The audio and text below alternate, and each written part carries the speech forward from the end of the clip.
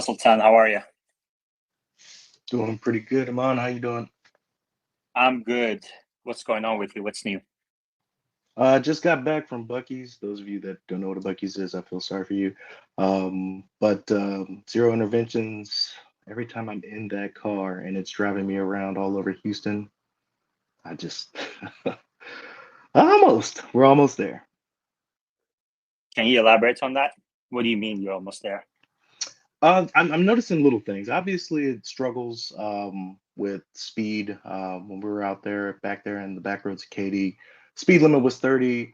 The auto setting was on and it was going about 42, 43. These are little things. But on that back road, like at a stoplight, there's a place where you can turn left and a place that you can turn right and a place that you can keep straight. I find myself always in that turn right lane because you can also go straight on that. And I was like, man, I really wish Tesla would just put me in the middle because I'm going straight. And the last few drives, it's made a concerted effort to do that. So little things like that, that it's on the same build where it would make the mistake, but now it's fixing the mistake. One more example, I was at the Big Bottle Liquor Store grabbing me a weekly dose of whiskey. And when it would come out of the uh, parking lot, there's this newly constructed median where it's like a fresh construction zone, and it would always want to like cross the street to get onto the right hand side of that lane. It doesn't do that anymore. Same exact build. It's like it's learning on this same build, and it's really fascinating to watch. Yeah, it's definitely getting better. I don't know if it's learning on the car. I don't think that's the case, but it is getting better with each update, moving in the right direction. I think the definition of we're close, we're going to get there soon is a little vague, but I'm happy to do a coffee bet with you. I think robotaxis are going to take longer than people think. But in the meantime, I think FSD as ADAS will generate a lot of revenue and profits for Tesla. And I see we have Elias in listening mode. If he wants to come up and give us an update on Tesla FSD tracker, is welcome to do that. Scott, how are you? I'm doing good. How are you doing, Yaman? I'm doing well. I did a bunch of work today on the laptop. Put some thermal pads in there, opened it up, learned a lot of things about CPUs, GPUs, heat transfer, heat sinks, screws, screwdrivers. It is MacBook Airs, Pros. It is a hell of a education. I love it. Excellent. Yeah, Flex. Go Go ahead, Scott. Well, I was just gonna say I had posted a couple videos on the 12.5.1.3, and it's gone overall pretty well for me. I was real impressed with a few of the during construction going around vehicles. They're stopped right in the front lane, and it basically has to go around, and it did exactly the way I would. It worked well in the rain. Um, and I also noticed improvement with the vision. Sometimes if you're looking away or if you're looking at the screen, it starts yelling at you and wants you to uh, look ahead. I would look ahead, when I was on 12.5.1.1, and I'm looking ahead and it's still telling me that I'm not. So it's like I almost had to nudge it a few times, the steering wheel to get it to so it didn't disengage. But that seemed to be better, a lot better in this new current build. Okay, good. Finflexity is what you have to say on FSD. Yeah, a lot of people are pointing out that their car is getting good before the updates themselves. And maybe it is possible that it is due to temperature variance that the car is trying between different temperatures in between drives, and that is causing for different responses based on the situation. And I think it also may be a way for them to test what temperature works best in certain situations. Interesting. Thank you. Yeah, I mean, there's a fundamental reason why the FSD can't learn on the car, which is, Tesla needs to control that training process at the mothership, and it needs to verify, test many, many times before it can roll out any sort of improvements. So I think it has a lot to do with statistical variance as well as people kind of getting used to it. to a specific update. But there's no doubt that the software is improving. We see this in Tesla FSD Tracker as well, and I hope that Elias gets a chance to come up and talk about it a little bit. Scott, question for you: which version are you running? I am running the 12.5.1.3, the latest. I have a 23 Tesla Model S with the hardware 4, so I was able to get the latest build. Okay, great. I have a question for you in a second, but can people in YouTube please let me know how the sound quality is, how the audio quality on YouTube is? And in the meantime, this episode is sponsored by Joa. You can use code TSLA Live for 5% of your purchases. The link that incorporates that code is at the top of your screens. It's also in the comments in YouTube, in the description of the video as well. Okay, Scott, you have to unmute yourself for us to hear you first, but is there a scenario? So Omar said a couple of days ago that Tesla will roll out FSD unsupervised in a scenario by scenario basis. So for example, let's say in a heavy traffic highway situation in San Francisco, maybe Tesla is doing extremely well. FSD is doing 99.99% reliability.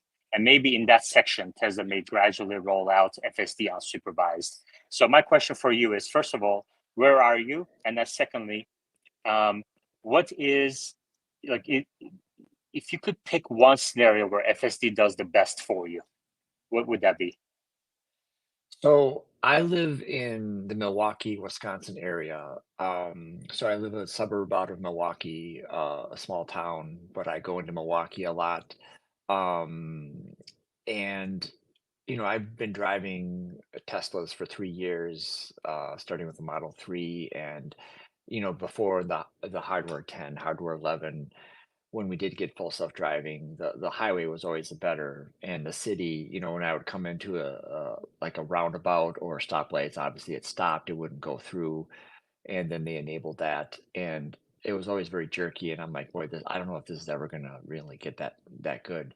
But now, honestly, the city driving is great. It's so much smoother, a lot more reliable. I can go through roundabouts, it gets in the right lanes. It goes through the stoplights, it makes decisions. That I think But let me is ask you in a more specific way. So let's say you are the CEO of Tesla. You are Scott Musk, okay, or Elon Dombrowski. Yep. All right. You're the CEO, and tomorrow you have to roll out FSD unsupervised in a very specific scenario, in a very specific section of the country, and in a very specific weather, or I don't know, but you have to decide that, and it has to roll out tomorrow. Where are you rolling it out? FSD unsupervised.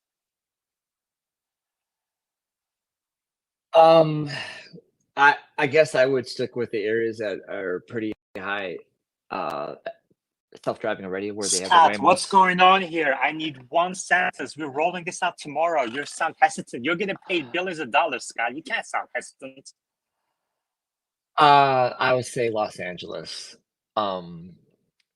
High concentrated, many Teslas out there, very well trafficked, probably the best mapped.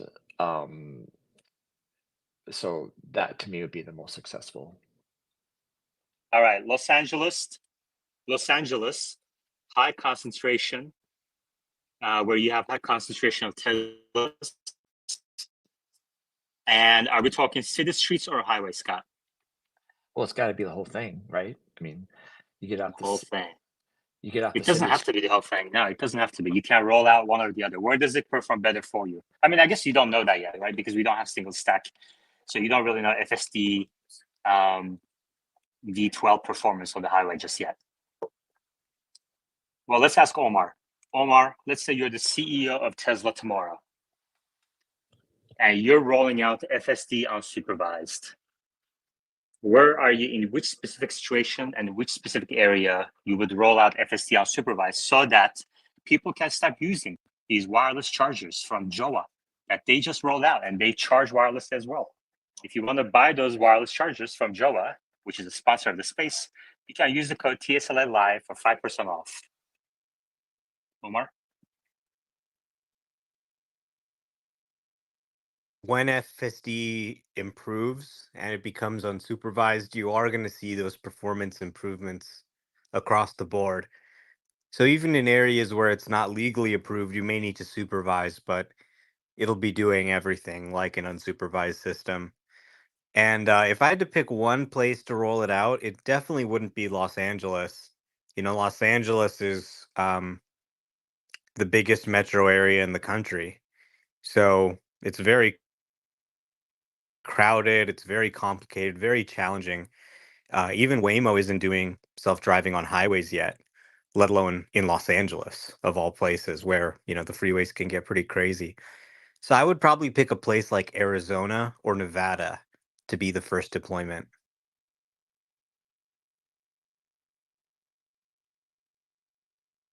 Arizona or Nevada. So, okay, so easier circumstances to handle, maybe less traffic, less distractions, or less data, less moving parts to process for the system on board. Is that the thinking, Omar? Yeah, less risk. Not a lot of bad weather in Arizona. Pretty sunny generally. Not a lot of rain or snowstorms, and pretty suburban environment. Not a lot of intense edge case type challenges there compared to say Los Angeles, and generally less crowded. Still, traffic can still get bad over there too, but generally less crowded. Like where Waymo started in Chandler, Arizona, someplace like that is kind of ideal. Scott, what do you think? That makes a lot of sense. I guess I was thinking, like he was saying Nevada. I don't know how many Teslas are out in Nevada, so I don't, obviously it'd be better because of less traffic and less scenarios make it easier to make it successful. I just was thinking maybe there wasn't enough there, so that's why I said Los Angeles. But I fully get it. It's very. I was out in Los Angeles a couple of years ago, and big city. It definitely would be challenging, but I do like the idea of Arizona that Omar brought out as well. Well, honestly, I think we've seen at this point, Scott, you have to mute yourself when you're not talking. Thank you very much. We've seen at this point a dramatic improvement in performance difference between Omar's neighborhood specifically and other parts of the country. I don't like, even if you look at Dirty Tesla in Michigan, where there aren't that many Teslas as opposed to California, Texas, etc. He is very impressed by the performance of FSD V12.5. Very impressed. I mean, you can see that in the interview. He was way more positive than I thought he was going to be. And so I think, it seems to me the weather circumstances, road circumstances, and just kind of traffic density are a lot more important to FSD's performance on any given moment than how many Teslas there are in the area for training purposes. Omar, would you agree with that? And that's flexibility.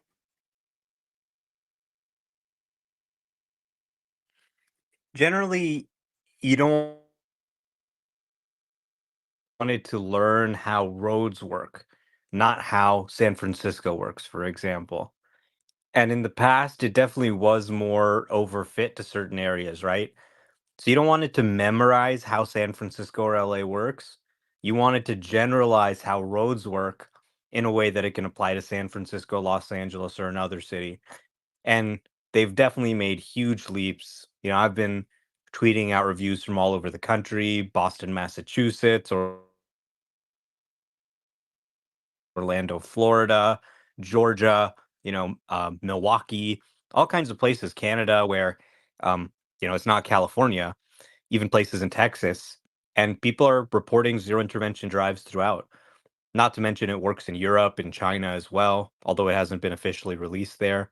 So overall, I would say, yes, they are generalizing much better with the most recent versions than they were in previous versions. Thank you. Finflexity? Yeah, I was just going to say that generalization within the AI model itself is, very likely once you actually start training it on a lot of data. I went to the US, and obviously driving behaviors in the US and Asia were starkly different. The US had much less traffic, much more rules and compliance, and you would probably have some issues if you port it directly into a country like India or maybe Singapore, where traffic is much worse. But generally, throughout the United States and maybe Europe as well, you would have great performance with a single model only.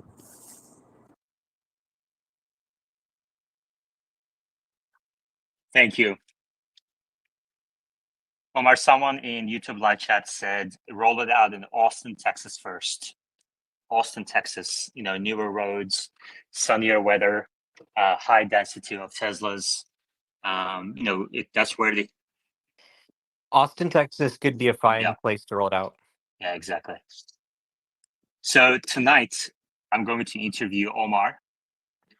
This interview is going to be first accessible to members of the YouTube channel. This is a good way to support the channel and TSLA Live.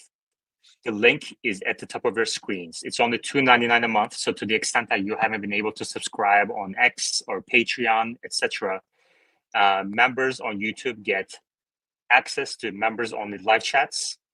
They get 1 week advanced look to one-on-one interviews and other benefits. So you can do that at the top of your screens. This is a good way to support the channel. No clue? Go ahead.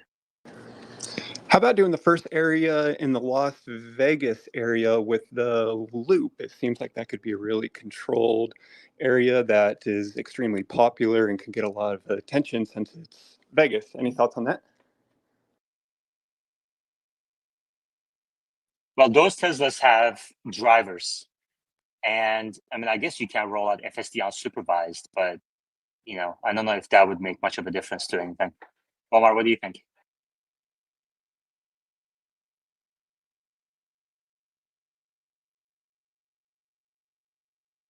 Omar's having connection issues. SD Steve, go ahead. I just wanted to see if anybody is having issues with their 12.5.1.1 driving at night. I'm unable to use my Model Y at night with hands free. I just want to see if anybody else is having that same issue. Thank you. Omar, are you having issues with driving FSD 12.5.1 at night? Have you seen any specific issues at night? Nope. I was just driving it for hours last night and no problem. Scott? I have no issues either. It works great.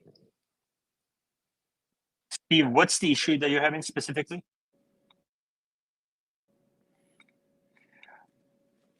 The hands free just doesn't work at night. Like if I turn on the single overhead light, it will re-engage. But as soon as I turn it off, it disengages.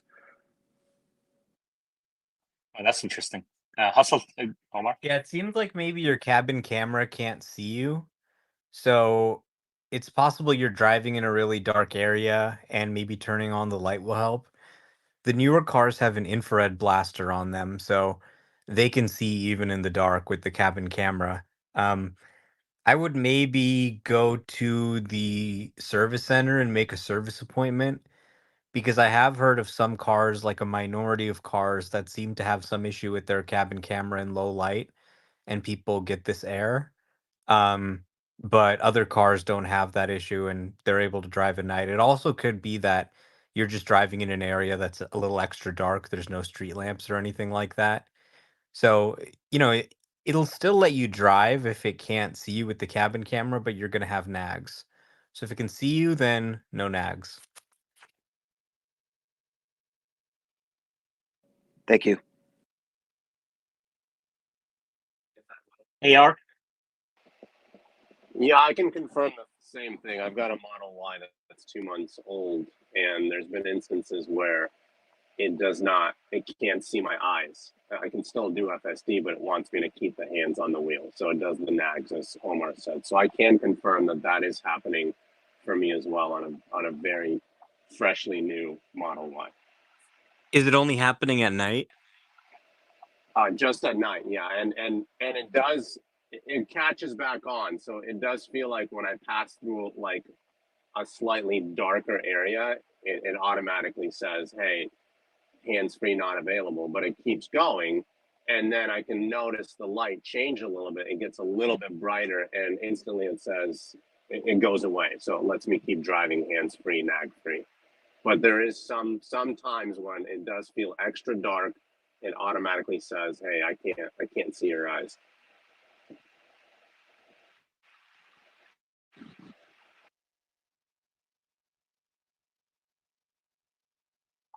Okay, couple of quick announcements.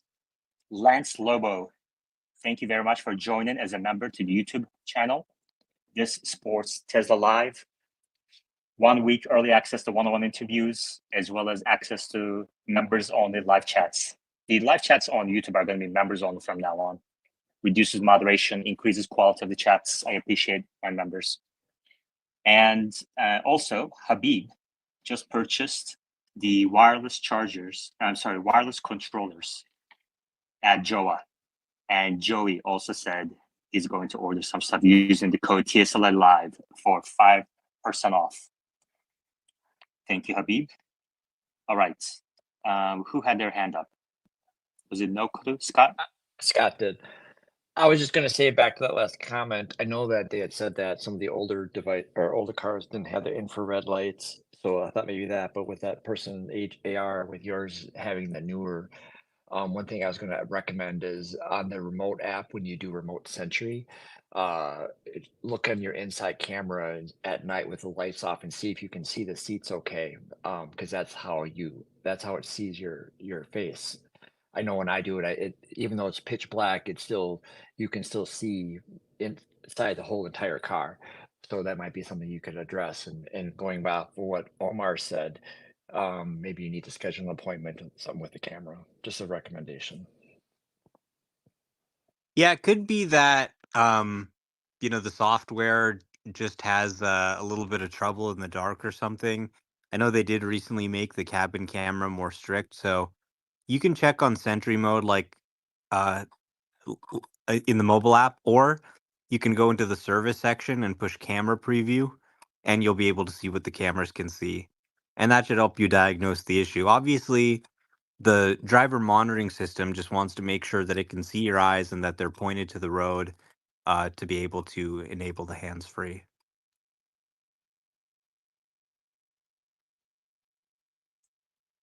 All right. Man, I'm so happy. I think this solution finally worked for audio. I opened up my laptop today, Omar, for the first time ever. I learned how to do that. Bought some screws, bought some thermal pads, placed them on CPU, and I think it's working. I felt very accomplished doing all that. It's like, wow, I can do this. That's crazy. Wait, what? You had to get thermal paste for your laptop? Thermal pads. For your laptop? Yeah, so MacBook Air with an M1 chip is the first laptop Apple got rid of the fans. And when you're doing streaming, when you're working both the GPU and the CPU at extended loads, that really heats up the laptop. And that throttles, so the CPU throttles back. And I think that's why we're having the audio issues. So I got a cooling pad, which improved a little bit, but just a little bit, and it wasn't enough. So on top of that, I got some thermal pads, opened up the laptop.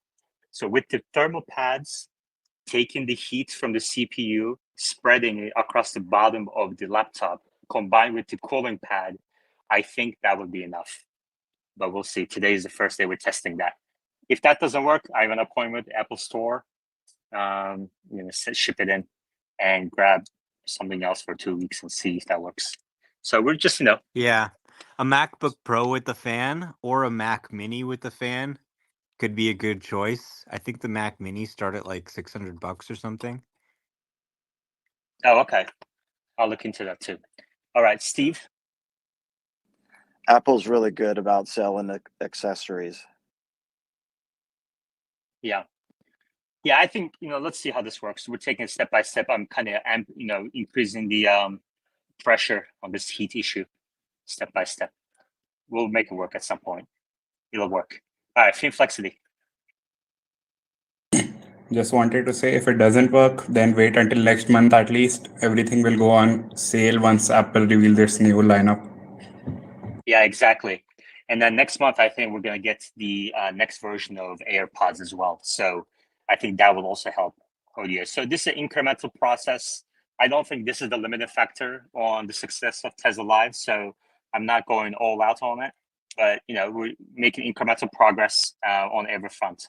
And yesterday, we just had our first sponsors on the space. Sponsors appear to be happy. So that's good. We need more sponsors. So I have some plans for that as well. And, just pushing on all fronts. Okay, Omar, let's talk some Tesla.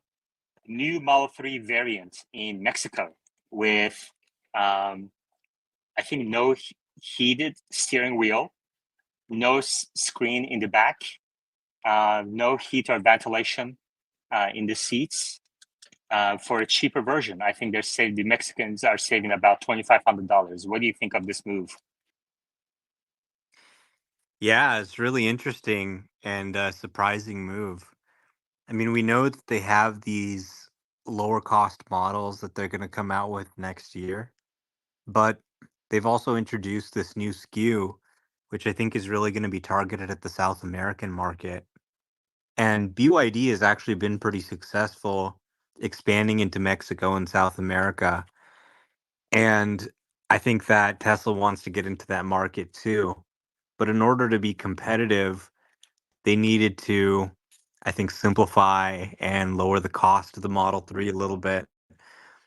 So this is significantly, uh, they cut out a lot of stuff. They cut out the rear screen.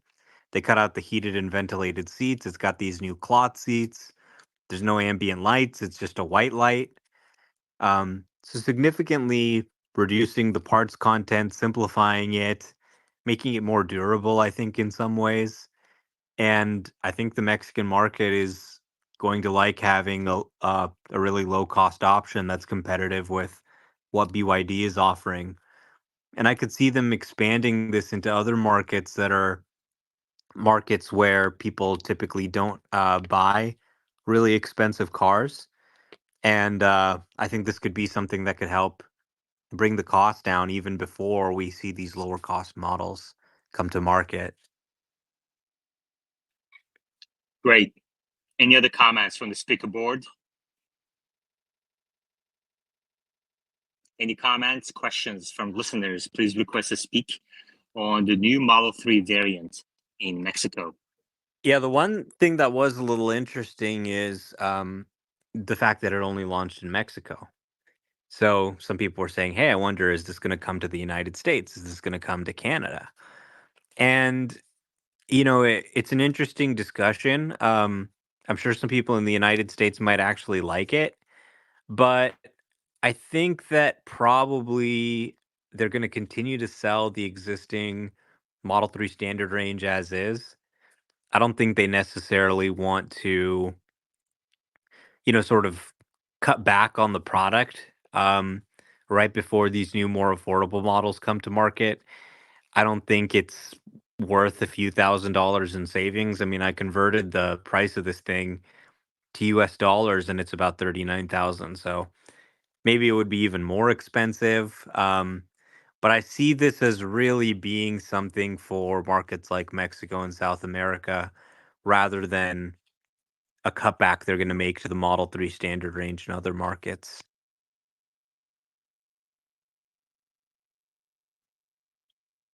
Okay, Hawaii. Aloha, you guys. Hey, Iman. Omar, do you think that maybe this is kind of a view of what we're going to get for lower price interiors because they're getting ready for the Robotaxi to make them less expensive?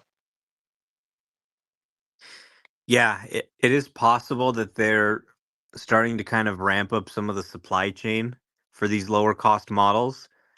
Like these cloth seats without heating and cooling could be what we see in these lower cost models. You remember they said, hey, we're going to produce these lower cost models on the same line as the 3 and Y. So I think we have a sense that probably these new lower cost models are not going to have a screen in the back. They're going to have cloth seats that are going to have white lights instead of ambient lights. I think we're getting a little bit of a preview, less speakers. Um, I think that Tesla really, across the companies, working on adjusting their product lineup so that you have lower cost EVs that can be afforded by the masses. And that means new models, but it also means modifying the Model 3 and Y in a way that um, they can address these markets like South America and Mexico that are actually growing EV markets, right? It's not like the old days when it's just US, Europe, and China were the three major EV markets. You're now seeing EVs in Africa, in South America, in the Middle East, in places where traditionally you wouldn't think of it as a big EV market. And that's only going to continue to grow as battery costs fall.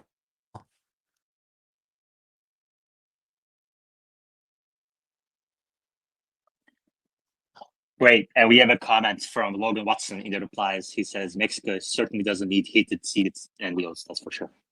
That's a good comment. Now, in conjunction, there are some rumors of Tesla reducing shifts at Giga Texas. Did you hear about this, Omar? I haven't heard that rumor, no. I think I got this from Grok, so it's probably somebody tweeting about it. So I think this is a rumor. I'm not, high confidence on this, but Tesla may be reducing shifts at Giga Texas, and I think Grok said something like getting ready to ramp lower cost variants. I'm not sure. So Yeah. Giga Texas would be the ideal place to do it. You may request to speak.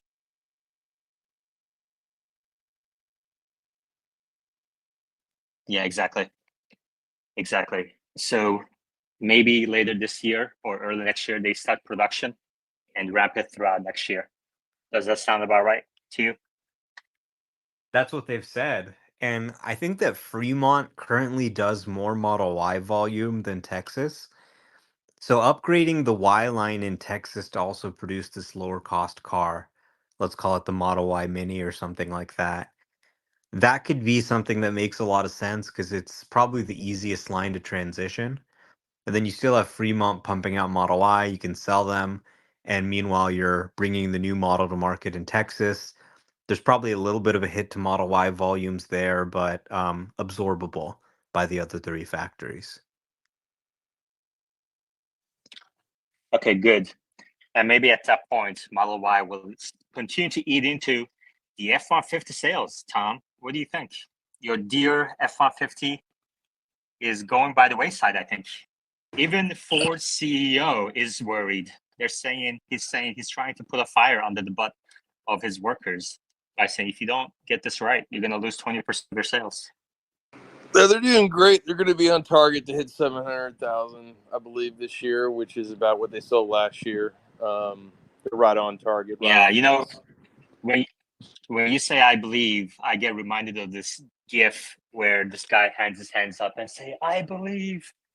Anyway. Well, do you know how many they've sold this month or of date this year? I believe they're at like 475,000, something like that. We've got 5 months left, so I think they'll hit that target. Yeah, okay. Did you guys set a date yet for your date? FSD Cybertruck date, Omar? We said mid-September, right? Yeah, I think so. Still waiting for FSD on the Cybertruck. Well, I'll be in Austin. Good news for y'all. I'll be starting a new client on Monday. I'll be spending half my time at least in Austin. So I'll be right there.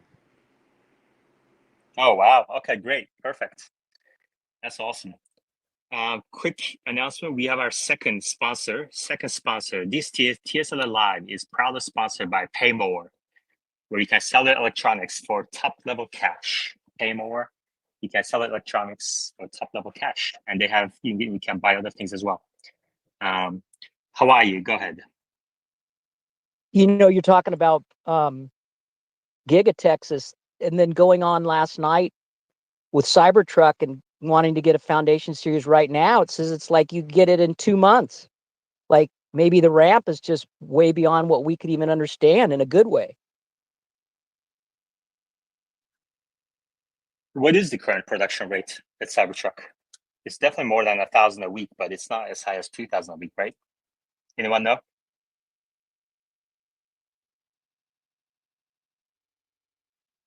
Okay, no word.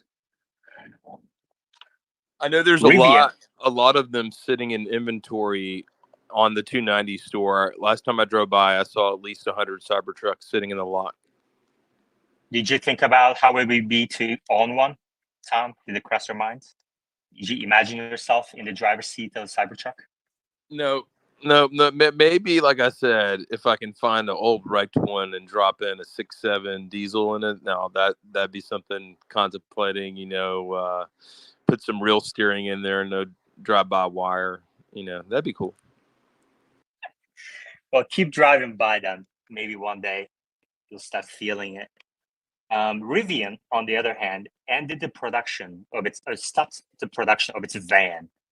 Rivian stopped, maybe paused, let's say, production of its van due to a parts shortage. So these vans are obviously going to Amazon, and Rivian is confident they're going to be able to make up the production, resume production later on. But this is due to a parts shortage, so some Rivian news as well. Omar, a couple of days ago, go ahead. Yeah, they ended their deal with Amazon. I think Amazon isn't buying anymore. They're buying fewer vans. They're working on some new partnerships. It could be partly due to lack of demand for these vans, or they have customers that aren't ready to take them. RJ's been saying on recent calls that, hey, we kind of have to send a trial of a few units. It takes some time before we get orders for these things. So it could be demand related as well as supply related. But when they report their deliveries, they report the vans as well. So in previous quarters where they had Amazon stop taking vans or they had a hit in van production, they don't break out deliveries by model. So the van deliveries are lumped in with the R1T and the R1S, and that could affect their production and delivery numbers for the quarter.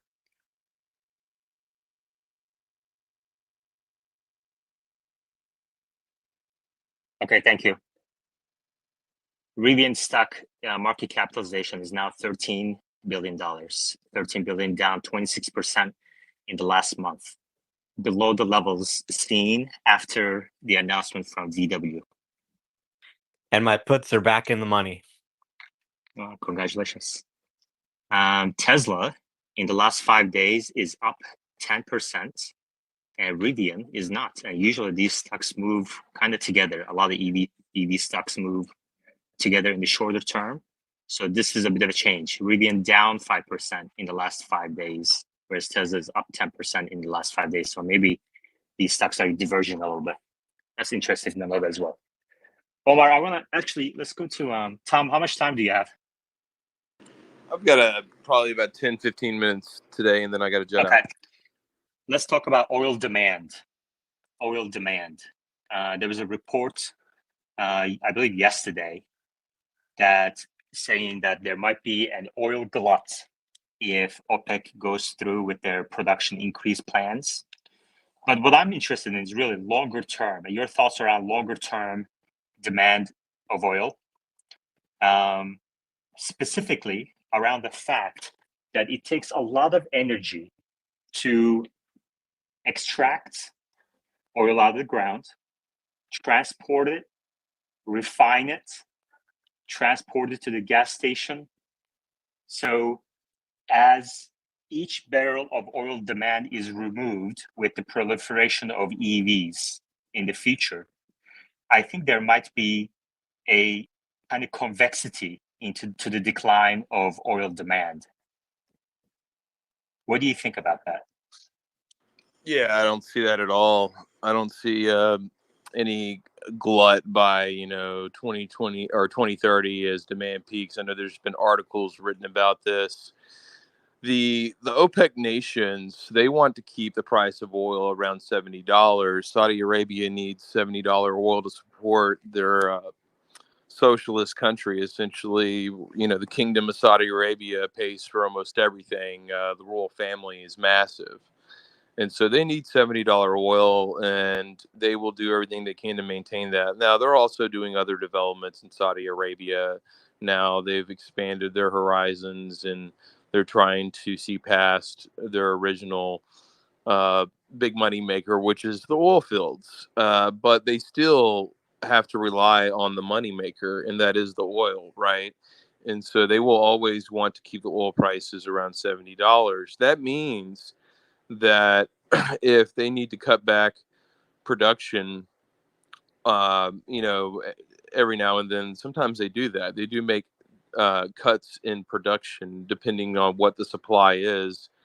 But you also have a lot of black market oil out there that we don't know how much of it there is. And then we also have things like supposedly the Chinese CNOOC making a discovery in the South China Sea recently. It was supposed to be really big, and then that's actually in disputed waters with the Philippines. And so there's a lot of moving pieces when you start just thinking about what the demand is really going to be versus the supply. Of course, you also have other events that can soak up a lot of the supply overnight, like wars. And so you have to understand on the military front, how much fuel is going to be consumed over the next 10 years? Are we going to be peacetime? Are we going to have no wars? Is Donald Trump going to win and we're going to pull back on all the foreign money spending and the war spending? If that happens, then you could have more, finished product, diesel and gasoline on the market. So that's, it's not necessarily a bad thing to have cheap sources of fuel. It'll actually extend the amount of people driving vehicles on the road if the fuel is cheap. And then also keep in mind here, all the other products besides fuel that are made from petrochemicals. That list is extremely long, and that's not changing in 10 years. Everything from pharmaceuticals to plastics. Okay, Tom. So do you own oil wells, or do you have more of a consulting business? I'm a consultant. I don't own wells. I work for people that own wells, and I take positions. Let me ask you. I take positions in the operation, which gives me advantage to come in and help them operate. Okay, I see. Okay. Do you have a sense for at what oil price level oil production in Texas becomes profitable? Like, what's the break-even price in Texas? It depends. Are you a super major? Are you mom and pop? What was your field drilled at? Did you plan for $40 oil, or did you drill and plan for $50 or $60 oil? I mean, when was the well drilled? There's a lot of wells that are still pumping that were drilled back in the 40s and the 50s. So you've made your money a million times fold since then on these wells. They paid off a long, long time ago.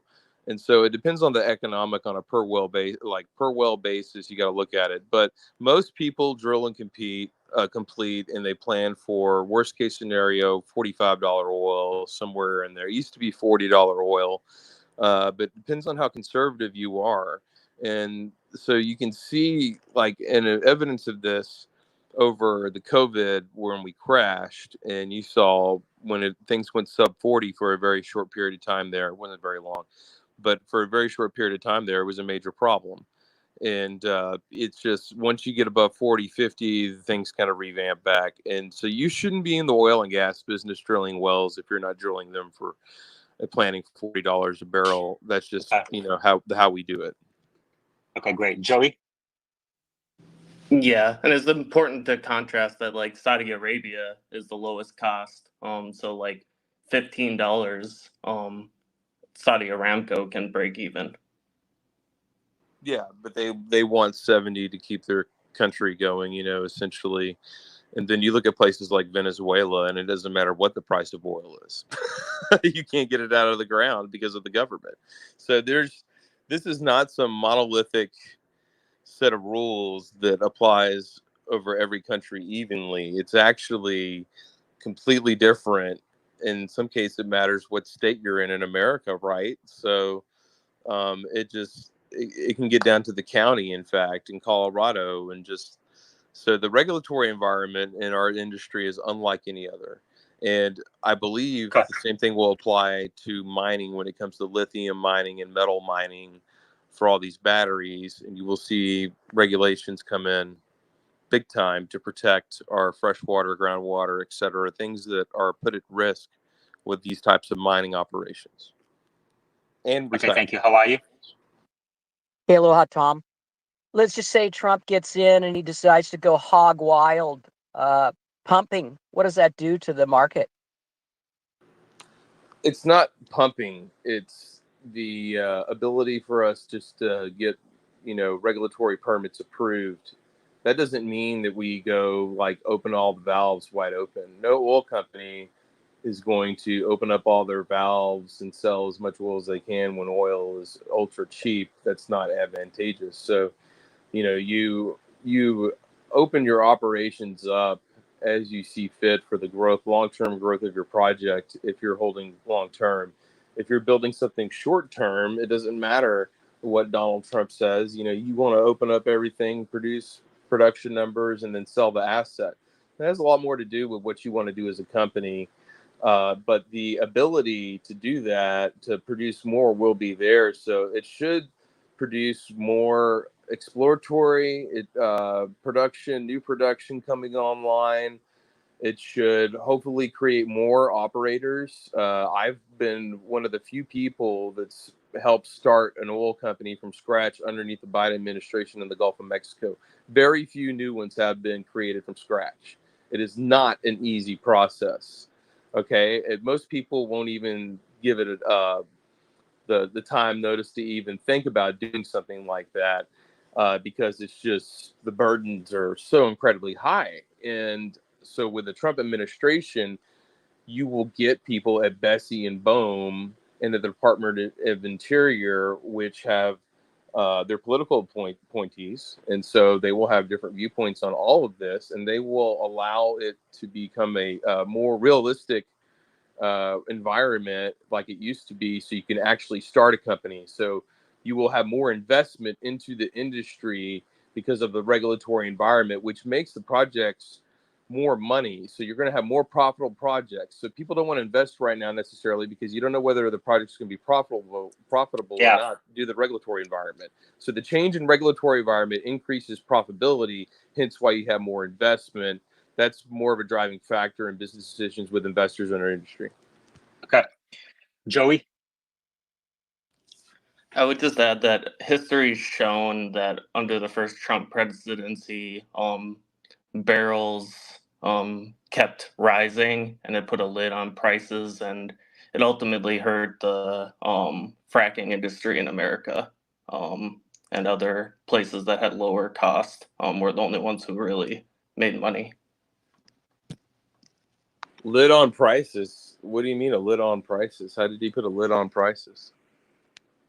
Well, there was too much supply hitting the market, so you never saw a barrel of oil go above, say, about like 70, 80, and it was stuck at about like 60, 50, which You was think hard it's for you fracking. think it's the government's job to come in there and curtail oil supply? I'm just saying the economics didn't work for fracking. The economics didn't work for fracking. Listen, you have a history in this industry of production going up and production going down. Production going up, it's a reactive process that we go through. That's why anyone that's been in this industry, I'm fourth generation, knows it's a roller coaster.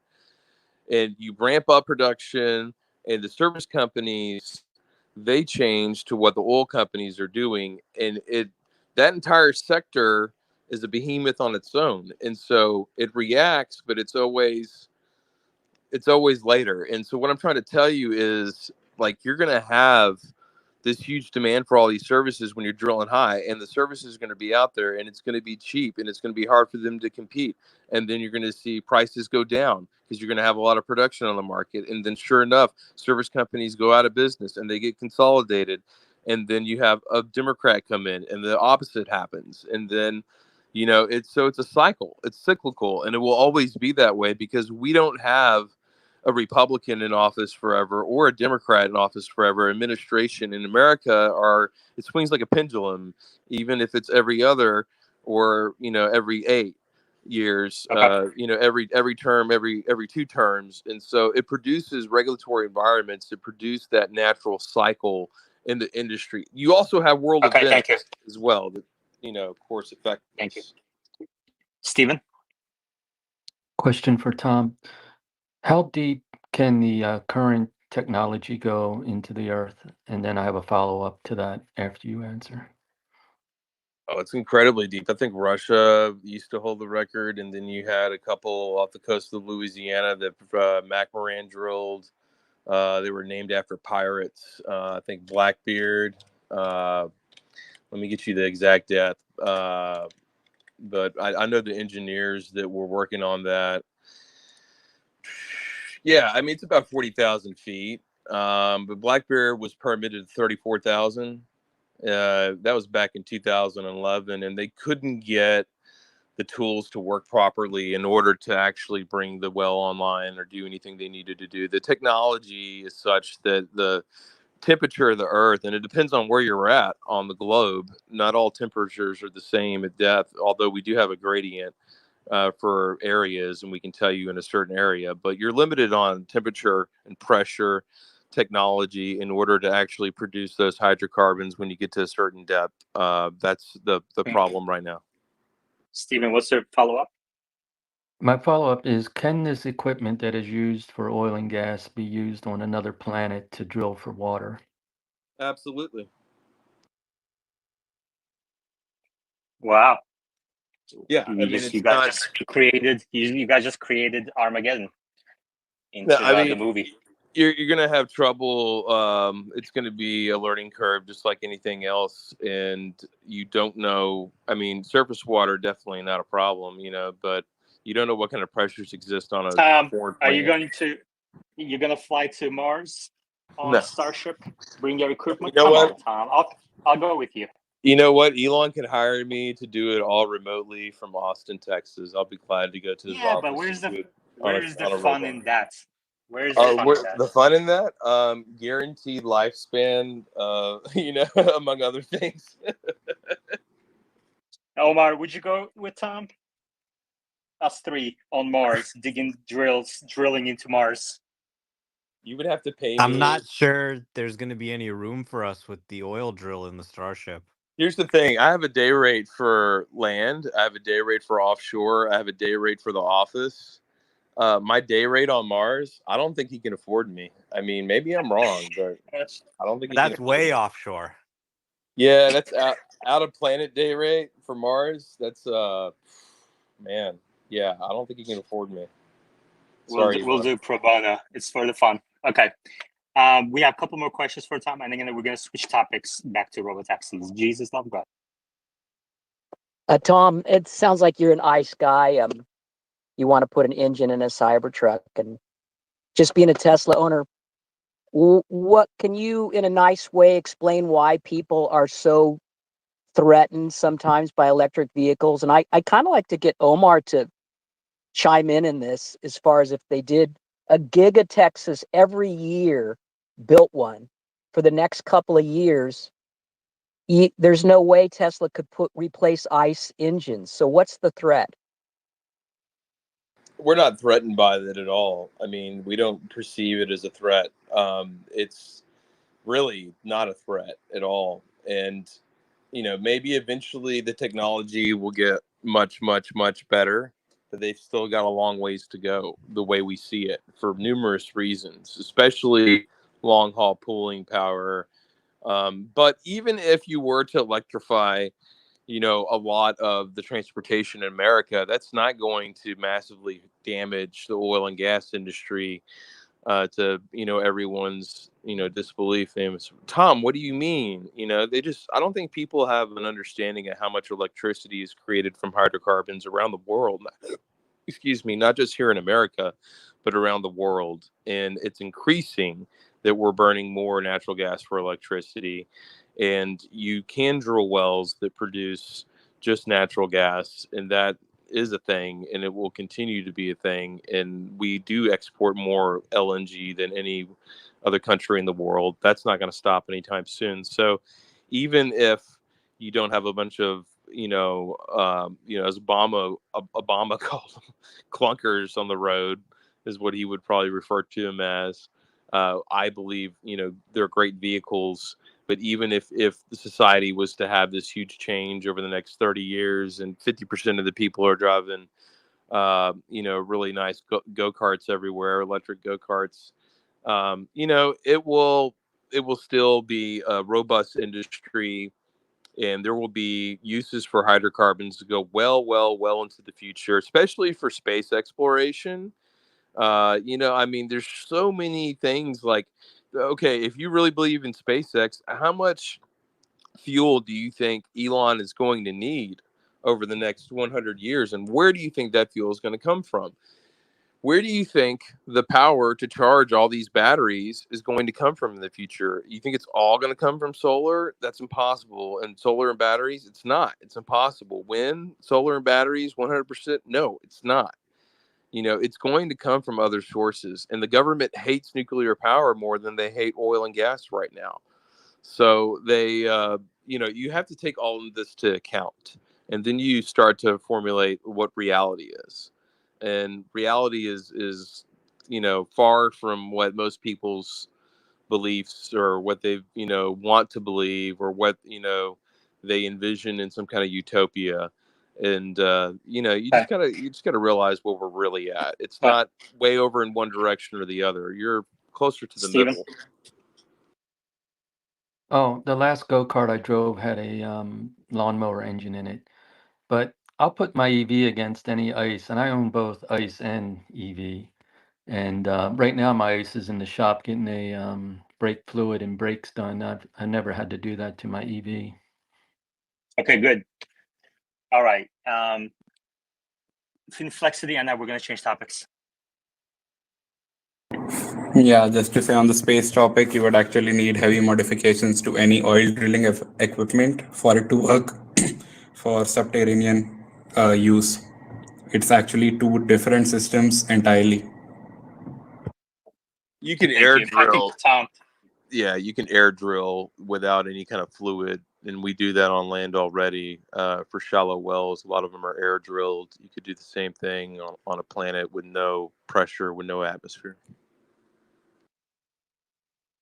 Maybe after the AI amateur space, the third space I start will be drilling on Mars. Maybe Mars-focused space would be fun, I think.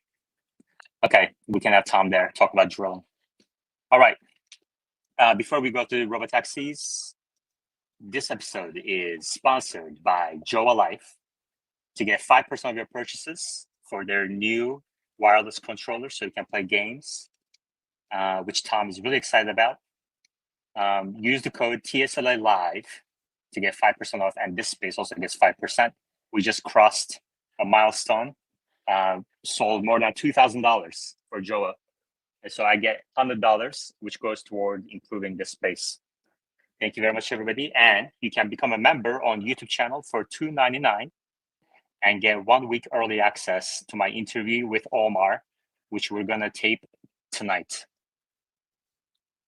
This should be a fun one. Looking forward to it, Omar. What time works for you?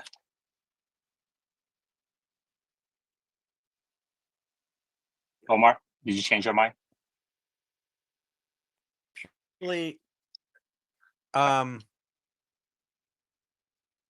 Yeah, we can discuss it offline. Okay, cool.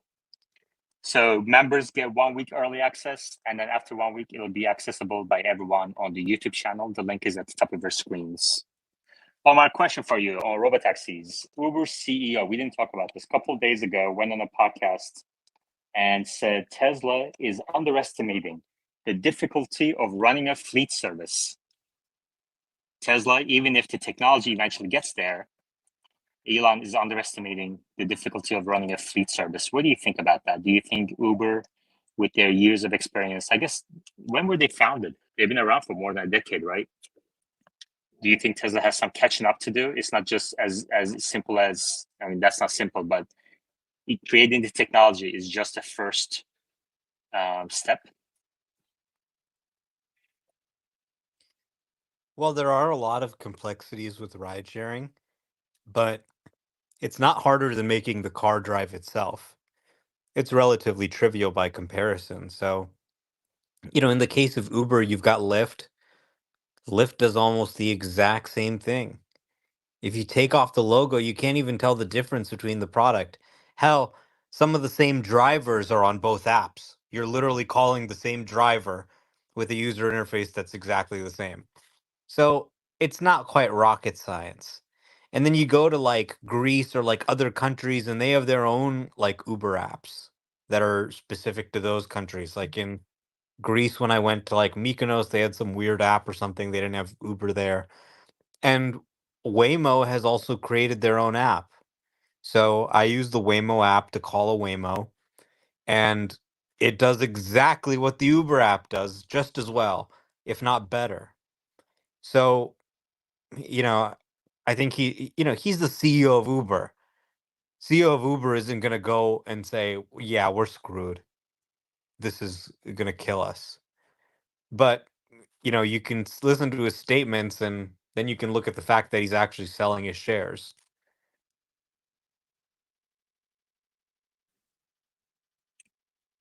All right. So he's talking his book, you're saying, basically. I didn't find any of his arguments convincing. He was like, yeah, well, people are going to throw up in the car. People do throw up in the car sometimes. It's not common, right? Most of the time, nobody throws up. But if someone does throw up, you simply charge their credit card $200 and you pay the owner of the car. That's it. Hawaii. So, Omar, because it sounds like the CEO is kind of freaking out, what is your guess on how less expensive Tesla's rideshare is going to be compared to Uber? I think that at first it'll probably be around the same cost. And people would still go for an autonomous car, I think, around the same cost, just for the benefits of not having a driver, the privacy, all that stuff. Longer term, I think it could be half the cost or less.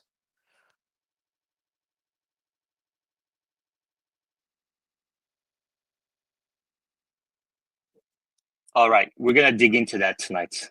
We're going to dig into that topic a little bit more tonight. Tonight's interview with Omar, or chat, I guess they're calling it now, with Omar is going to be more focused on longer term.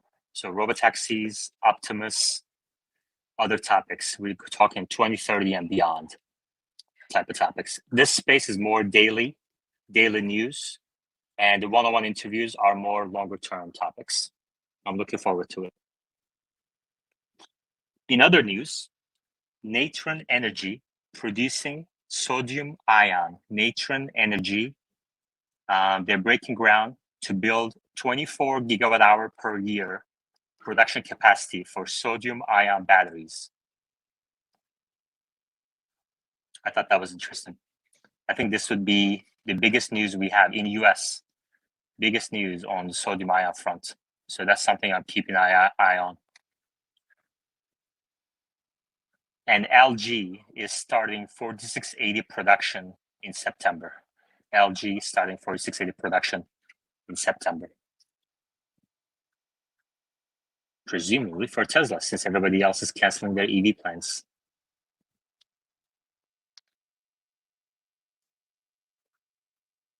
Omar, what else is on your radar? We can't call it a day today since I need to prep for our interview. I have some questions written down. Some of my followers submitted their questions as well, which I'm going to ask a couple of them. I'll pin that tweet at the top as well so that you guys can submit questions for tonight's interview. Anything else on your radar? Yeah, I think the sodium ion news is exciting, although obviously it's still at a very early stage in terms of being competitive. I think ultimately this could help scale the supply chain a lot faster, which is promising. I mean, for me, it's just FSD. We've really got this huge impending moment with 12.5 going out, the wide release. We saw more updates in the Tesla app last night to actually smart summon. So they're preparing to launch that as well. But 75% of the fleet still is using 12.36, and they're using the NAG still, which is just crazy to me that I've had 12.5 for a month now, let alone 12.4, and yet most people are still on 12.3. So I think it's a frustrating situation for everyone, even for me who has the software.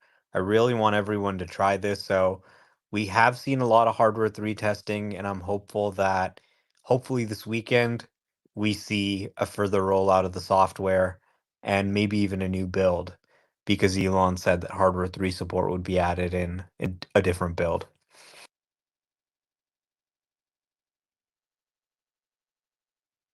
All right, great. Any other questions, comments? Please request to speak. Otherwise, we're going to end the space. Call it a day. Friday, early day. We covered everything we need to cover. This space usually goes from 1 to 2 hours, and we don't need to keep it going if there's nothing to talk about. All right. Great. Scott, go ahead. I was just going to say at the end here, I know we're ending here, but I did purchase the wireless charger for the Joa Light. I posted a picture in there from your link, and I absolutely love it. It works great for my iPhone 15 Pro Max. Have it mounted right next to my screen, and what's really great is when I have it mounted there, it charges. So, especially when I'm in my car, it's always charging. So I really do like that, and I highly recommend it. So, just wanted to throw a plug in there for you and for Joa. Thank you. What games do you play with it? I actually don't play too many games on there. My son, he's young. He does play the games. I was looking. I want to look into those wireless chargers. I did actually buy some. I might have the Joa chargers after controllers. I know I have. They're a little bit smaller, and I bought 2 of them when I got my S in February. So I'll have to check to see if they are the Joa ones actually already. But I'm not sure when he actually had put them out. So. All right. I always welcome if people have purchased our sponsors' products, you're welcome to come up and talk about them. I mean, these sponsors are paying $239 a month to support this space, and it goes a long way into bringing this space into financial viability. Things are progressing well. YouTube is growing. My followers on X are growing. And we have now a multi-stream income source to support this space. So highly appreciate that. How are you? Oh, I hit my microphone by accident. Okay. All right. Joey, anything on your side? You've been, I appreciate you coming up today. It's been a while. Yeah. Has it been that long? No, I mean, the last thing I did a deep dive on was the 10Q. So just a couple things on that. Okay, what did you notice? Would you like to talk about it? Well, I think we'll probably have a nice surprise at the year end when the revaluation of crypto happens. That should be a nice little gain. And then I thought that it was interesting, the loan that we have for our Chinese subsidiary. We kind of have like an arbitrage on interest rates going on there. All right. How do you feel about Q3, Joey? Deliveries?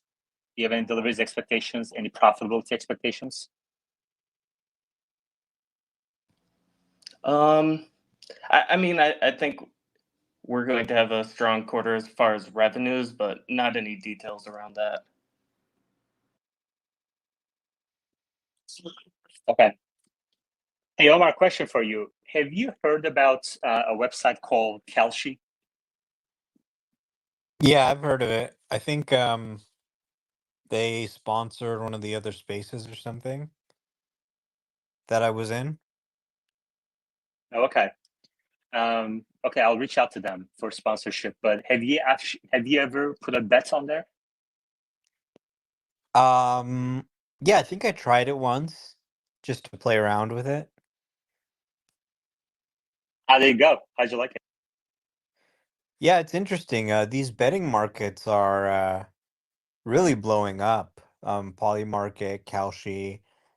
You're really seeing millions of dollars traded on these prediction markets. It's kind of nuts. Yeah.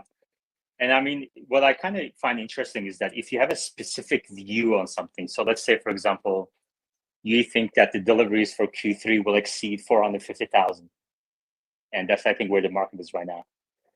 You can place a bet or lose, or lower than that, etc., and not worry about the stock price reaction to that specific prediction. So sometimes people have predictions about, let's say, EPS, but even if you get it right, you don't know how the stock is going to react because there might be a comment in the earnings poll, or maybe the stock price that day is impacted by macroeconomics sort of thing. So you can make a more pinpointed, bet on it. I find that really interesting. Sammy? Yeah, and it can Yeah. also tell you the future, right? Markets reflect all available information. Theoretically, the market price tells you the probability that event's really going to happen. Yeah, exactly. Sammy, do you have a view on that? No, it was a separate topic. I could save it if you want. Yeah, sure. Go ahead. So first, Peter Thiel is just on Joe Rogan. I haven't listened yet, but I'm hoping some Elon clips of them talking about Elon come up soon. And please post them if anyone sees them. My question was about the Mexico Teslas that are going to have the fabric seats. Do you think the Robotaxi will have those too? Omar?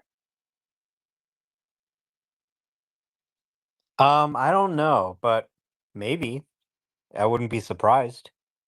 It's kind of out of nowhere unless the Robotaxi was going to have them. Elon did mention that less expensive versions of the current cars would be made at factories this year using, parts and technology or whatever from the Robotaxi. So I'm wondering if this might be included in No, that. no, no. I think really what he's talking about there is things like steer by wire, the new motors, the new battery pack architecture, stuff like that from the next gen platform.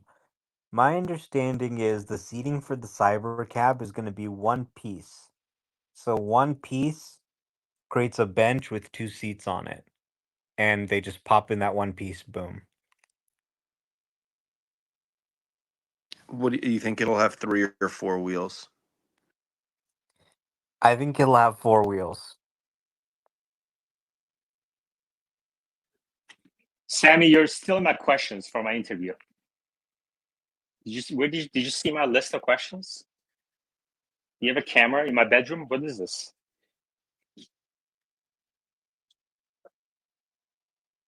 Anyway. All right. That's for Machine's mom.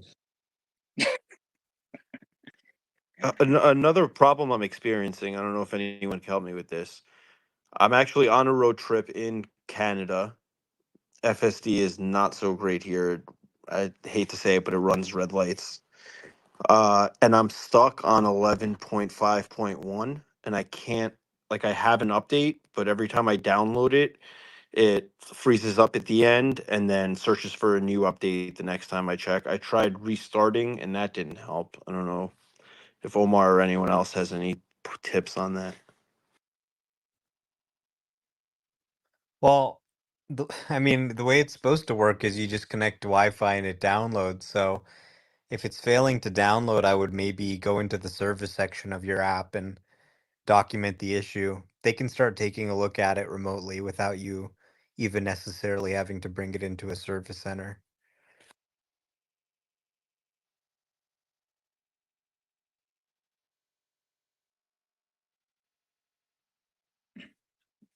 If you're on YouTube, please let me know how the audio is right now. I'm seeing a surge in CPU load. Please let me know how the audio is right now. Thank you. Interesting. Man, But I some have of to this. say, it drove me from Long Island, New York, to Niagara Falls, and then to Montreal, pretty much without incident. I wanted to ask Omar if I'm taking delivery of a Model 3 Performance next Tuesday, and I'm wondering if I'm for sure going to get the 12.1.5.3 for it. The 12.1.5.3 for it. Yeah, it should have the latest version of FSD pre-installed when you pick it up. Okay, excellent. Thanks. Yeah, all of them come with the 1 month free trial, even if you didn't buy it. So should have FSD on there and should keep getting updates for at least a month. Yeah, I'm going to opt for the monthly subscription. Yeah, that's what I've got on mine too. It's a really good car. Like, oh my God, I was driving that thing down to Los Angeles last night and it is just incredible to drive. Um, and the FSD, it's like you're just sitting in this magic transportation pod and it's taking you across and then you go, okay, I want to drive it and you take it and it's just incredible. At one point I was on I-5 and started racing this Mustang and he was getting so upset that a Tesla was just mopping the floor with him and kept trying to get ahead of me, but he couldn't. So it was pretty funny. I work at it. Amazing Yeah, I car. work at a dealership, and all the Mustang owners around here are telling me, "Oh, I got to race you. I got to race you." I'm like, "You don't want to race me. None of your Mustangs can beat me."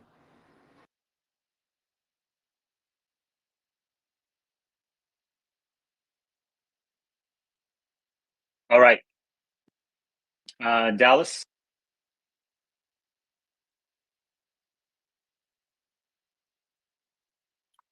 Dallas, go ahead.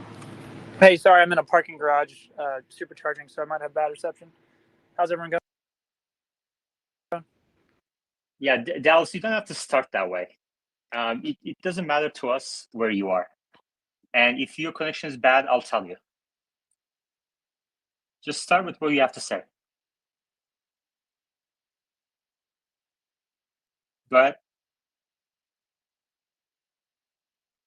Dallas, go ahead. I said, how's everyone doing? Okay. All right, let's see if there's anything else we gotta talk about.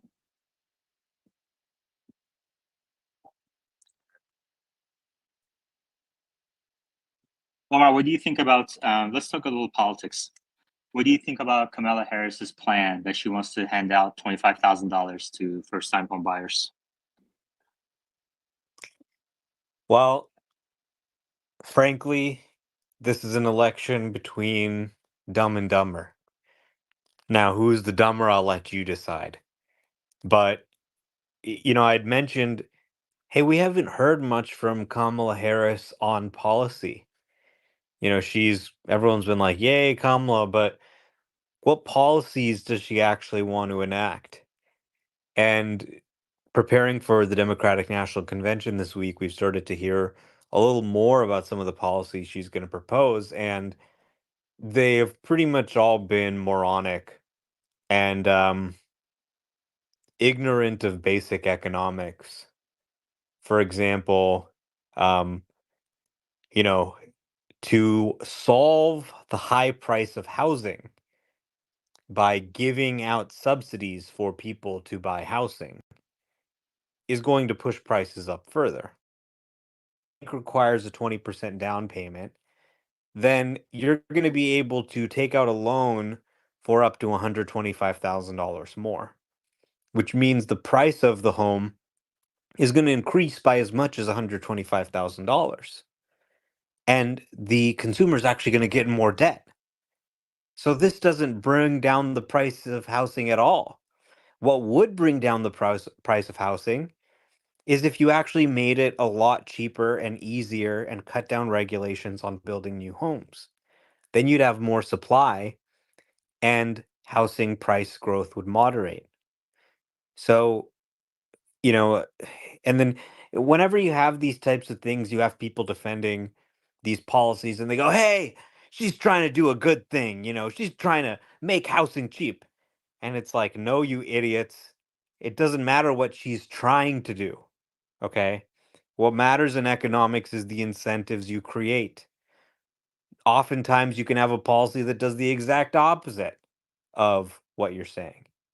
And then the other thing was, oh, groceries are too expensive. We're going to cap the price of groceries. Stop this price gouging by companies. Really? That's the issue here? Price gouging by the grocery companies and the food companies? Have you seen their margins? You know what Walmart's margins are? 3%. Okay? They're not price gouging. The cost of everything in the economy is rising as a result of government policies. Policies like, for example, interest rates near 0% for many years, COVID shutdowns, etc. The government monetary policy and fiscal policy, we're doing massive deficit spending. This all contributes to inflation. And that is the real issue. So to try and point the finger at the businesses and say, hey, we're going to have price controls don't work. Okay. This Yeah. is pretty basic. David Katz. Thank you. A lot of what Omar said is very accurate. And when government tries to control pricing, it usually fails or makes things more expensive. I do have maybe a few things to say. We don't know a lot about her policy, and maybe that's by design because she only has 2 months before the election and it might keep her popular. We are going to find out maybe a few things. She will have 2 debates, and that will be interesting. I do want to, and she was one of the most liberal senators in the Senate. However, the other guy openly is honest about not liking EVs, being married to the oil and gas industry, and actually lying about EVs, even though he and Elon seem to be talking more. So we're not going to have a friend to EVs. It's not the only issue facing America. I understand in the country, but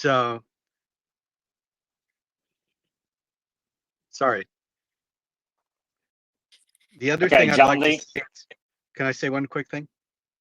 Okay. I was in the grocery business for 12 years, and it is very true that their margins are low. Our margins were 4% in the highest profit grocery store in Washington State. It was on hundreds of millions of dollars of revenue. So probably trillions of dollars of revenue go through Walmart, and that's how they make money on that 3%. So we forget about their high revenue and dollar spent in every store every day, and they're doing okay. John Lee. So the argument here is that home sale prices will go, if you give folks $25,000, the home prices will go up by $25,000.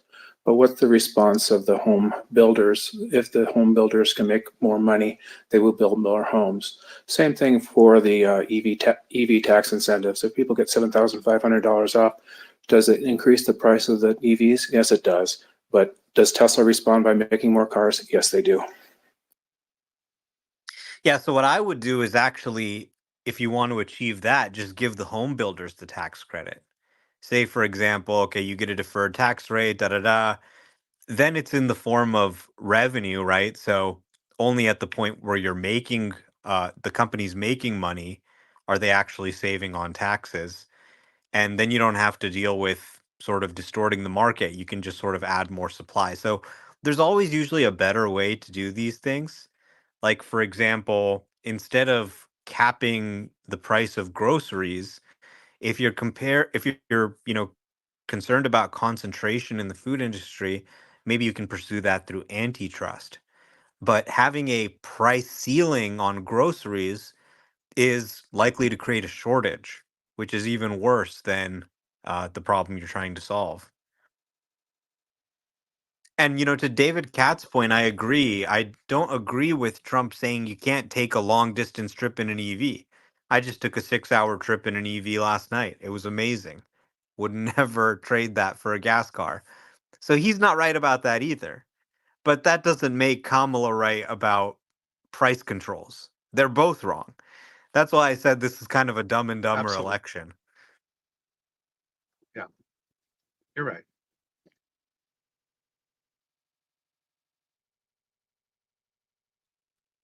Inflexity.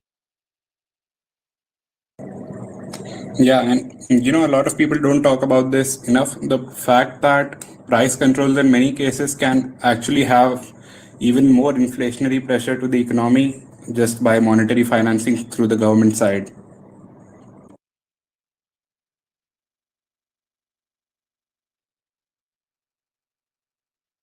Dallas? Yeah, I think a concern that hasn't been touched on yet is I think this would give people a artificial sense that they can afford something that they cannot actually, in fact, afford. Someone mentioned the word distortion earlier. I think that's the perfect word to sum all this up. I think it creates a sense of distortion in the home buyer market, and people start buying things they can't afford. And Omar's tweet earlier was spot on. It's funny, you're just now bidding against yourself because your tax dollars are paying for the competitive bidder on the home. So. Also, wanted to touch on Yaman earlier. I was just trying to join and say hello. Nope, didn't know I stepped on any toes there. So sorry about that. Gosh. All right. Let's see what else we're going to talk about. John says the EIA is predicting a decline in natural gas this year, so I don't know where this guy is getting his numbers. Interesting. Marty T says Tom is the antithesis of Tony Seba. All right.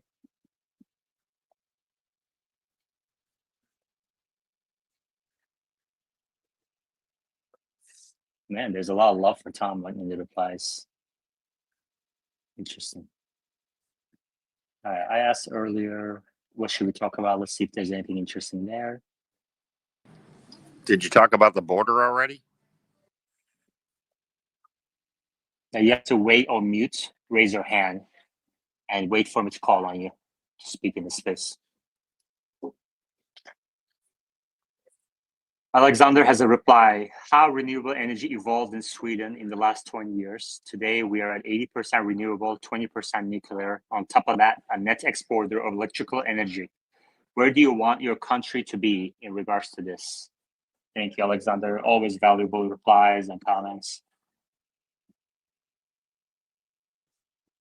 Arthur Blake says, why do so many refuse to acknowledge the facts about EVs being more efficient than gas diesel, even on a completely cold grid?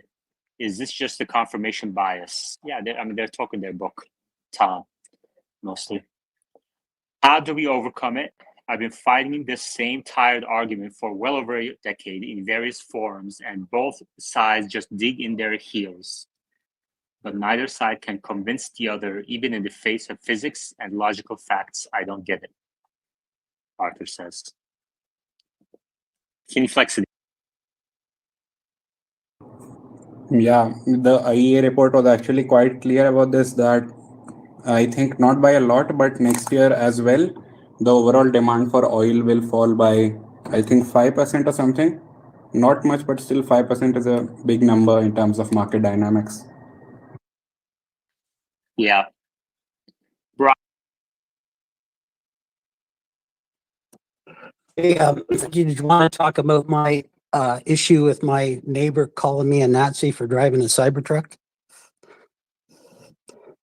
Yeah, sure. Let's talk about it. It just caught me off guard. He just said, people think you're a Nazi driving that thing. And then he said, have you seen the memes? And I'm like, I was just like, I know he drives a BMW. I should have hit him back with BMW and Volkswagen were Nazi collaborators. But yeah, that was weird. Omar, do you get any hate for your Cybertruck? No, I mean, I live in California. People are generally pretty excited. You know, they want to see it. They want to take pictures with their kids and stuff. But I mean, if someone's, you know, there's definitely a lot of memes out there. I've seen them, you know, hating on Elon, that type of thing. Sounds like that's what his neighbor's seen. But he brings up a really good point. I would maybe give him some articles about how BMW actually was run by Nazis and worked with the Nazis during the war to help kill people, and tell him, look, it's time to trade in that Nazi car for a Tesla made right here in America.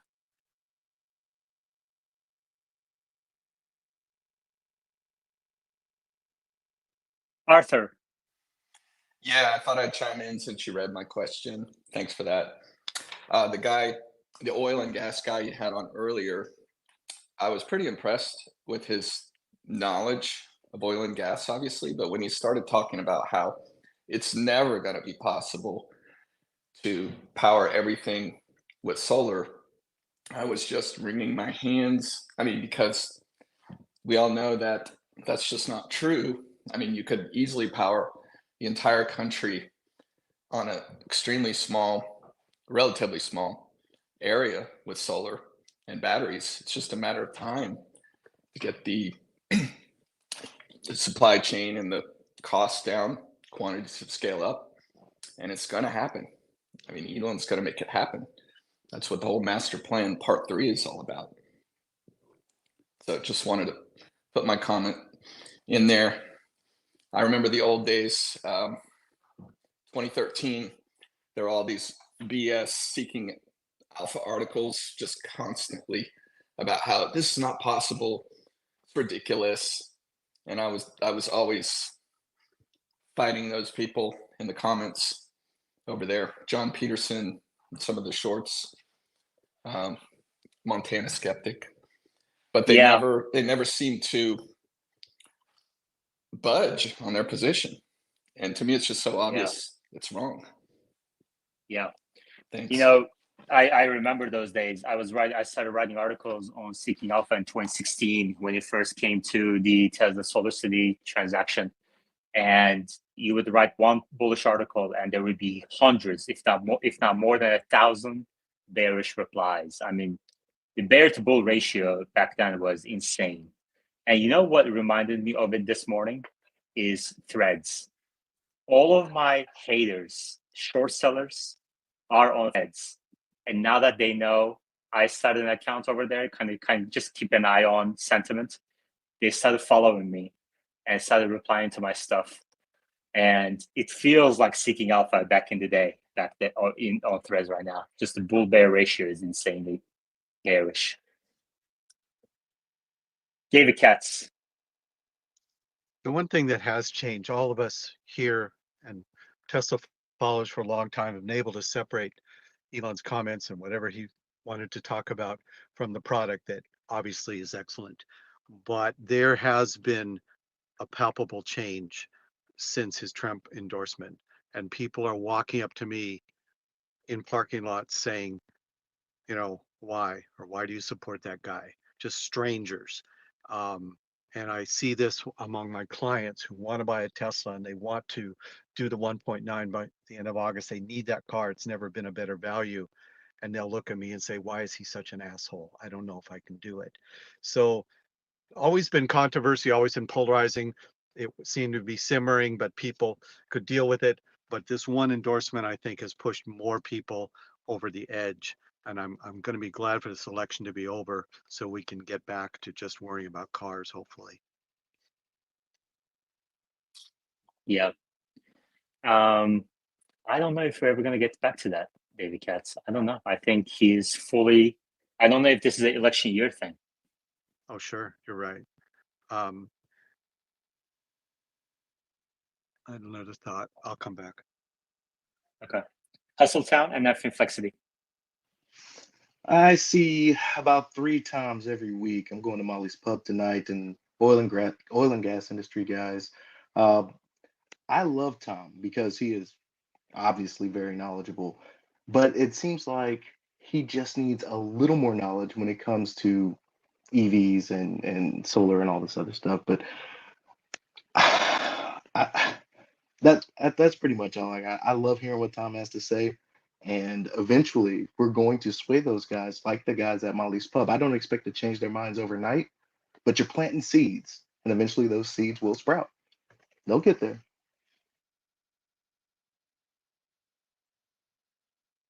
All right, Finflexity. Yeah, I just wanted to say that, Threads is obviously very anti-Tesla as well. But my God, if you go on Reddit and you just read the stuff on there, and you'll have your mind blown basically about the stupidity that people spew out. Yeah, it's heavily on one side. It's kind of like it's crazy out there. But let's go to Navid Namazi. Hello, thank you for having me. I had a point from the earlier conversation about the cost of. My point was that housing inflation. A large part of it is housing inflation caused by high regulation. So it's not easy for builders just to build homes, and they're not building the starter homes because if you're going to build a house, you got to go for the larger end to overcome the overhead of construction. And we don't talk about density or just if you drive through older neighborhoods, you see more duplexes, quadplexes that were kind of mixed in, and now builders just build bigger houses that the starter homes, if you will. And quite frankly, why would you if you're going to buy a property, wait 6 months to a year to get permits on it, as opposed to it's not quick. It's never been quick at a city, but it seems like the municipalities that approve the permits take forever. And then you have to, with all the regulations on constructing a home, impervious surface laws, things like that, you have to build a bigger house to make it viable. Because now you have to put the underground tank in to store the water, so it goes down to the underground aquifer. Which some of these regulations have their merit, but they really increase the cost of construction.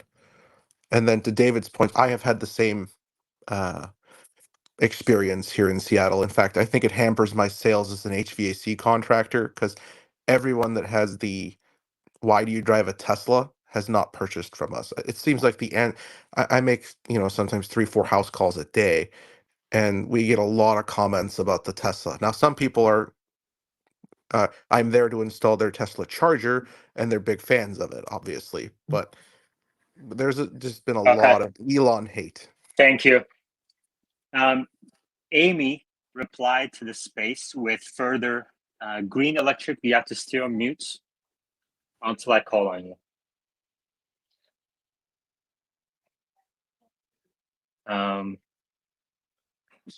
Okay. Selena Wang. So Amy, thank you for replying. So there's more details on Harris's plan. Selena Wang says, Harris wants to call for construction of 3 million new housing units. I don't know how you're going to implement that. Like, you can't make private companies, you can incentivize them, but I don't know what calling for means. Tax incentive for building starter homes, lower rent by taking on corporate and major landlords. How are you going to do that? Stop Wall Street investors from buying up and marking up homes in bulk. I don't know. More market playing with market forces, Omar. What do you think about this detail? Well, anything that makes it more difficult to buy a home would depress home values nationwide, and most American families have their home as really a huge part of their personal wealth. So you have to be careful messing with people's home values. And messing with market forces. Yeah, generally, whenever the government gets involved in the market, they distort the market in ways that are harmful to people. Yeah. Finflexity and David Katz. Yeah, I was just reading up on that, and it seems that she wants to expand the low income housing tax credit, and then she wants to introduce another proposal that was, I think, in Congress last year. And it just reminds me of my first economics class in high school, and the first thing that my teacher said was that central planning does not work because after one point you can't control everything that every person in our country does. And I think that's a testament to what she's doing right now. I mean, it sounds like what we really need is permitting reform. So we've got a huge issue with how difficult and time consuming it is if we just want people to build more homes. And a lot of this is at the municipal level.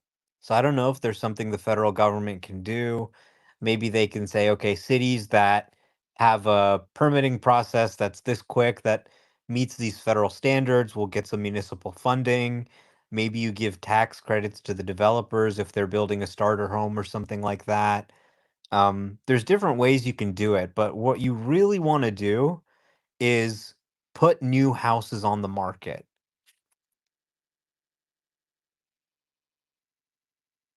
Yeah. Yeah, it's an interesting problem. Interesting problem. Very consequential, very material problem. I think home builders, they just haven't done a good job innovating on constructing homes over the years. And add on top of that, the arduous permitting process, you just end up in a situation where housing still is very inflationary. Home prices are still rising, they're still unaffordable, and it's a drag on GDP growth. Optimus solves this. So do you think it's going to take, I mean, we're going to talk about this again tonight, Omar. We're going to focus on Optimus. Maybe we can discuss a bit of construction as well. I want to keep it to 1 hour though. It's like less than 1 hour. So yeah, I'm looking forward to it. Brian? I just heard that U.S. put another tariff on softwood lumber from Canada. I know the U.S. uses a lot of Canadian lumber, and if they would just reduce the tariffs, they would decrease their building prices quite a bit. Team Flexity, and then David Katz. Yeah, the thing about that permit that Omar brought up, actually there is a way for the federal government to perhaps I'll ask all the state governments as well as municipalities to adopt an electronic based system, because I think many places in the US it is still on paper, and there was actually research done on this during COVID that using an electronic system would basically reduce the administrative burden by so much that you would have much simplified processes and it will be very quick. David Katz. Yes, you're right. We need innovation in building. We need building that goes together faster. We have a Tesla member in another group that's in Missouri building a large home out of cement Lego blocks, and it's a proven system that is fast and efficient and more economic. And we need all of those innovations that you just mentioned. Make things affordable. In my city, which has done a lot of things wrong, they've rezoned regular lots so that you can build 4 homes that are smaller on a regular city lot. And what I'm going to say is so obvious that it's almost Captain Obvious, but we need lower interest rates that would solve problems for consumer pricing, for buying cars, for financing homes. Certainly, I understand home prices go up when rates go down, and really it is a supply issue. So what you said, Ellen, is we need some innovation in making affordable housing. Yeah, that's a really interesting point too. Interest rates and financing are probably the biggest contributor to the current unaffordability of housing. We have the least affordable housing ever right now, and interest rates are a big part of that. So, to the extent that the government is contributing to inflation through fiscal stimulus, aka deficit spending, balancing the budget, eliminating waste, and allowing the Fed to cut and keep rates low could actually help homeowners quite a bit. Team Flexity. Yeah, the point to that you should lower interest rates for helping home buyers is actually a very good one. But the problem with that is that it will only provide temporary help, maybe for 1 2 years. If you don't fix the underlying problem, that is the bad regulation and zoning laws that exist at the lowest level of the government, and that isn't much help because you would again end up in the same place just a few years down the road. So it's kicking the can. And I think I saw this in Princeton while I was visiting last year. I was living in a townhouse for 1 month, and we had like 20 townhouses, and basically for the next 20-mile radius there were no townhouses, and everything was basically long homes that people couldn't afford. Scott. I fully agree, adjusting the regulations and laws and everything, but also we don't want to go back to the issue we had 2007, 2008, where we had a huge market crash or a crash because of over costs or opening things up, people buying homes that they can't afford and causing a huge problem that way too. So we got to have some regulation, but obviously want to even it out. Okay. All right. So now that this audio issue, YouTube audio issue is fixed, that's going to free up my time for moderation in X space, which means I'm going to become more soup Nazi going forward. Okay. No soup for you is going to be an important part of the space. The limiting factor is not my mic quality. That mic quality is going to improve when Apple comes out with the new AirPods next month. Portability of my system is very important to me. So I can't really get like a desktop and buy this like expensive microphone setup with all sorts of wires and stuff. Like I'm not really interested in that. Audio quality of AirPods will continue to improve every single year. So that's not the limiting factor. The limiting factor is quality of discussion. So we're looking for new information in your expertise areas. So don't come up here to hang out. Only come up when you have something insightful to say. Insightful that, like, if you hear somebody mention a fact that is, say something that's wrong, and you have the expertise area in that area, that's when you come up. That's when you speak. So these are the things that I'm going to focus on going forward in this space. We don't have to have a 2-hour space. We can have a 1-hour space if there is no news that day. It can be an hour and a half. So we want to make sure that people who listen to the recording afterwards, which a lot of people do, like thousands of people around the world do as the world turns. We're done here, we're sleeping. There are people in Australia listening to it, in China, in India, across Europe. We want them to listen to the entire thing because they know it's going to be high quality for every single second they invest into this space listening to it. That's what we want.